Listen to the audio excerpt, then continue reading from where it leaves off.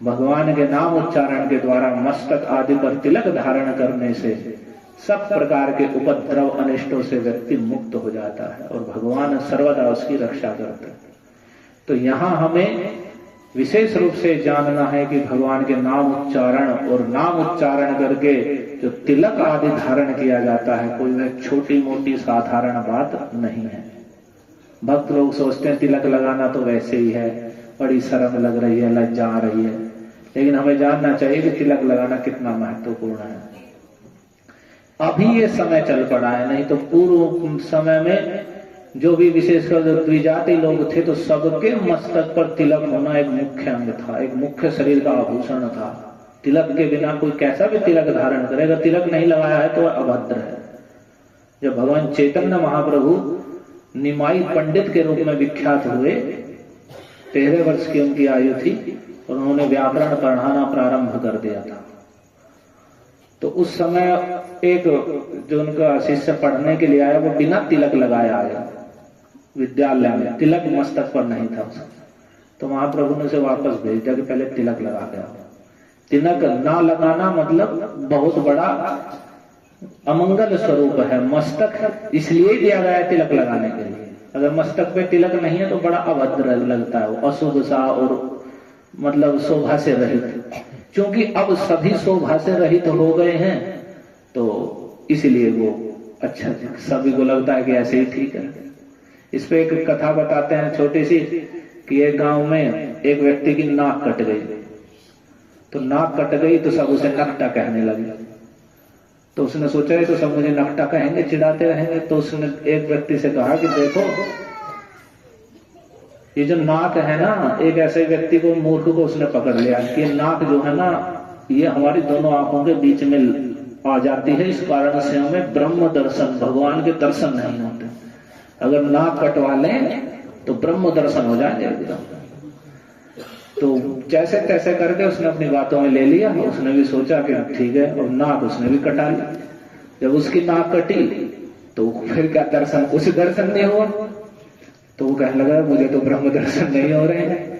तो बोला तो वो तो मुझे ही थोड़ी हो रहे हैं, अब तेरी भी नाक कट गई, अब देख ये सब तुझे नकटा कहेंगे। अगर तुझे अपना बढ़ाना है तो तू भी कहे हाँ ब्रह्म दर्शन हो गए, सब कटवाओ।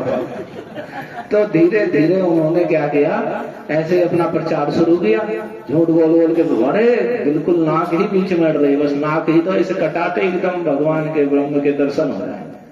तो धीरे धीरे सब उनकी बातों में आते आते नाक कटवाते गए। जिसकी कट जाती है उसे लगता कि तेरी कट गई है तो दूसरे की भी कटनी चाहिए।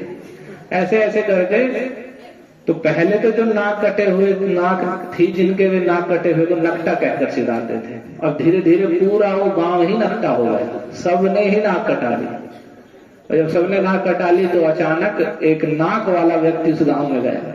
तो जब गया तो उसे देखकर वे पूरे गांव के लोग उसे चिढ़ाने लगे, देखो नक्कू आ गया, नक्कू, ये नाक वाला आ गया, हम सब बिना नाक के नक्कू आ गया। तो वैसी स्थिति हमारी है कि जब पहले कोई सिखा नहीं रखता था, किसी ने चोटी नहीं रखी, तिलक नहीं लगाया, तो उसे कहते थे देखो इसने चोटी नहीं रखी हुई है, तिलक नहीं है, ये सनातन धर्मी होकर के भी, वेद शास्त्र का अनुयायी होकर भी नहीं रख रहा है, कितना निकृष्ट व्यक्ति है। लेकिन धीरे धीरे सबने सिखा कटा ली, सबके तिलक खत्म, सब खत्म। गले में तुलसी आदि की माला धारण सब बंद, मोटी मोटी चैन गिर लेना और शिखा आदि से रहित हो जाना और उल्टे सीधे केस रखना, बाल रखना, ये फैशन में आ गया। तो अगर ऐसे समय में वही स्थिति हो गई, बिल्कुल सबने अपनी नाक कटा ली, तो अब ऐसे में कोई तिलक धारण कर ले, किसी के शिखा रख ले, चोटी रख ले, तो वे जो सब नकटे हैं वे उसे नक्कू कहकर चिढ़ाते हैं कि देखो अरे चोटी वाला आ गया, तिलक लगाने वाला आ गया। लेकिन अवस्था ऐसी है कि हम इतने अधपतित हो गए हैं कि हमें वो वस्तु अच्छी नहीं लग रही है। तो तिलक का बड़ा महत्व है। बिना स्नान आदि करके अगर तिलक नहीं है तो वह आप वो शरीर शोभा से युक्त नहीं हुआ है, और उसमें ऊर्ध्व पुंड्र धारण करना गोपी चंदन के द्वारा तो बड़ा सौभाग्य का विषय है। जो भी भक्त है उन सभी को चाहिए कि मस्तक पर तिलक लगाएं। उसका महत्व तो आप देख ही रहे हैं। भगवान को तिलक लगाया जा रहा है, वो भी गोबर से, गाय के गोबर से, भगवान के नाम उच्चारण के द्वारा। और हम अपनी ही चीजों को धारण करने में कितने लज्जा करते हैं। यहाँ दूसरे जो मताब लंबी हैं, अपने छोटे छोटे बच्चों को कैसे कैसे वेशभूषा पहना के रखते हैं वो आप सब भी देखते होंगे। छोटे छोटे बच्चे हैं, सब कुछ सिर पे, और पहनावा भी बिल्कुल वही, छोटी छोटी बच्चियां हैं उन्हें भी मुंह बांध के सब रखेंगे। और हम जो हमारे मंगलकारी चिन्ह है वे सब छोड़ देंगे। हम बिल्कुल ऐसे ही, बिल्कुल शिखा से हीन, तिलक से हीन और स्वेच्छाचारी, और छोटे छोटे बच्चे हैं, जो छोटे छोटी लड़कियां भी हैं बड़ी तक हो जाती हैं। इतनी दुर्दशा है हिंदुओं की, और जो खासकर अपने को बड़े घर के कहते हैं ऊंची जाति के, उनकी तो इतनी दुर्दशा हो जा रही है कि उनके बच्चे बड़े भी हो रही हैं, लड़कियां भी बड़ी हो रही हैं, तो भी उन्हें छोटे छोटे कपड़े पहना। वे सोचते हैं इसके द्वारा हम पढ़े लिखे और स्टैंडर्ड हो रहे हैं।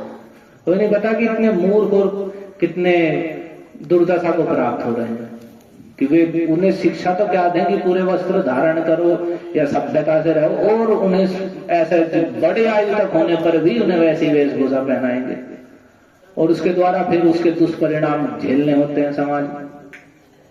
तो ये हमारी बहुत बड़ी दुर्दशा है कि हम घोर अधःपतन की ओर जा रहे हैं।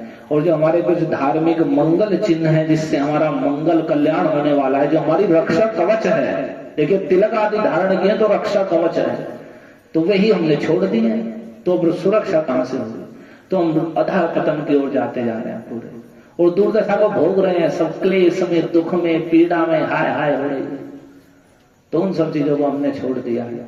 तो हमें ध्यान रखना चाहिए कि तिलक धारण करना, छोटे बच्चे हैं तो उन्हें शिखा धारण करवाना, चोटी रखना, ये हमारा मुख्य कर्तव्य है। इनके बड़े महत्व हैं, ये अंग स्वरूप है शरीर के। ये शरीर कोई अंग ना हो, उसके बिना शरीर अधूरा है। तो शिखा होना सिर पर, और तिलक आदि धारण करना, और ये करधनी जो छोटे बच्चों को पहले तागड़ी पहनाते थे, कोई भी नहीं पहनाता, ये सब चिन्ह स्वरूप है। अगर ये अंग स्वरूप, ये हटा दिए शरीर से, तो उस म्लेच्छ होने में और सनातन धर्मी आर्य होने में यही तो अंतर है। ये चिन्ह क्या, ये तो मुख्य महत्व है। वे सब छोड़ दिए तो फिर क्या, और वे सब हमने छोड़ दिए। आजकल हम सोच रहे हैं कि इन्हें रखने पर पता नहीं क्या हानि हो जाएगी, नहीं रखेंगे तो पता नहीं क्या योग्यता हमें मिल रही है।